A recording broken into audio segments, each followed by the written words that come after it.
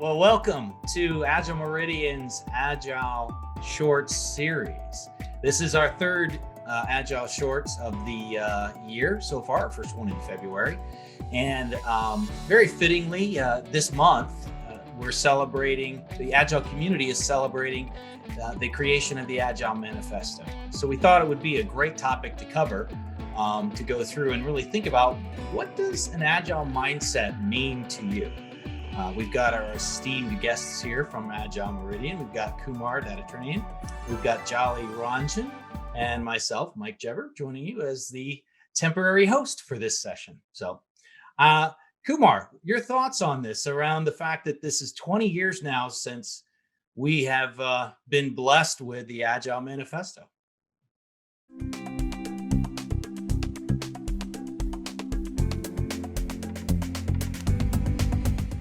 Hi, everyone.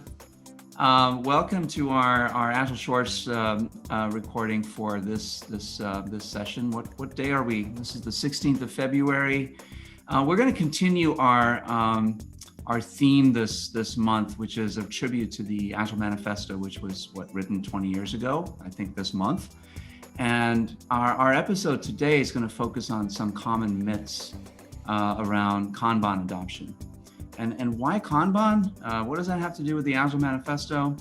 Well, in our opinion, Kanban and lean, really lean thinking, lean manufacturing methods that contributed to some of the thinking by the signatories of the manifesto. So people that created Scrum and XP and DSDM, and all these people sort of came from a lean Agile background, a lean manufacturing background in some cases. And so Kanban has been around for a long time. And one of our esteemed colleagues at Agile Meridian wrote a blog article recently about some of the myths around Kanban. Jolly. And so without further ado, I'm going to turn it over to him, and maybe you can sort of explain the thought process behind your article. Yeah.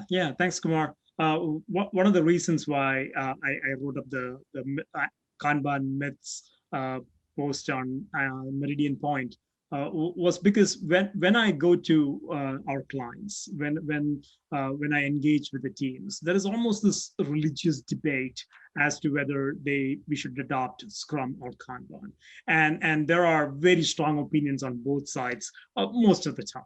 And the reason that I have seen for that debate, almost a majority of the cases, the reason is that not many people know what Kanban means. How can we better engage with our teams, our customers, our stakeholders in this distributed environment? Yeah.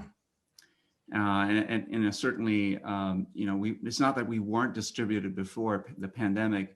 However, now everyone is distributed and dealing with working from home. So what do you say to that? It's a big question. It's a big topic. It is a big topic, and it's interesting because even in just the way that the way you stated the question, there's three different groups there, right? And there's context both situationally and in terms of the outcomes that you're looking for out of those conversations and interactions. And I think that maybe that's where it comes down to, is really around the interactions, right? And the complexity and the limiting nature of distributed communication, more so in terms of interaction, because we can communicate, right? We can email, we can text, we can phone, we can do different things, a lot of Zoom, obviously. But it's about, that's different than just interacting. And I think, I don't know, Kumar, if you think about it in this way, but I know that we've talked about it a lot with folks, and there's kind of like three categories, right? Or three things you can do that can really help you to get improved outcomes out of your interactions.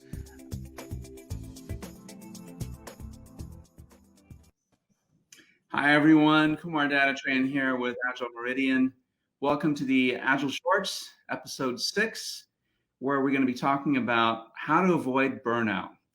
And this is actually a talk that I could benefit from, because I'm feeling it. I'm feeling burned out after a year of this pandemic and working from home for just about a year. Of course, getting pretty good at all the digital tools with live streaming and all the stuff that I never thought I would be doing, but here we are, live streaming. And so I'm going to turn it over to Mike and Jolly here, and just to sort of get your thoughts on the whole pandemic-induced burnout. The facilitation canvas. Thank you, Kumar, and Mike. I just want to start off this session by asking, one of the reasons why we provide the facilitation canvas is because our facilitators, the Scrum Masters that we see, run into a lot of challenges facilitating, whether that be the simple Scrum ceremonies or even something more complicated than that, custom workshops that they're running. What are the kind of common challenges that you have seen Scrum Masters or other facilitators encounter when they facilitate a session like that? More? Yeah. Scrum Masters, product owners get into meetings, and especially the ones that are sort of those rote meetings, it's part of the Scrum ceremonies. Oh, it's just a retrospective, or it's just planning, and so we know what to do. We know what the agenda is. And so you get into the meeting, and of course it doesn't run well, because not everyone knows what the agenda should be, and not everyone knows what the purpose is or what the outcome should be. And so what I've found is that using this canvas personally for me is really useful, really helpful. And so I use it all the time, and we teach it in our class, facilitation class. Right, exactly. Mike, have you seen facilitators run into similar challenges? Yeah, I have, and that being prepared, I think you hit it on the nail on the head there, Kumar. It really is, and there's so many reasons for that. I think things like the canvas really help you get stay focused and stay organized on how you should be spending your time and what needs to come where and when, right? In order to be ready. We the three of us, we all talk a lot about ready to discuss, ready to do, ready to deliver. And a lot of people consider the work starting when the how side of a value stream starts actually building or doing whatever it is we're trying to do that creates the value in the end.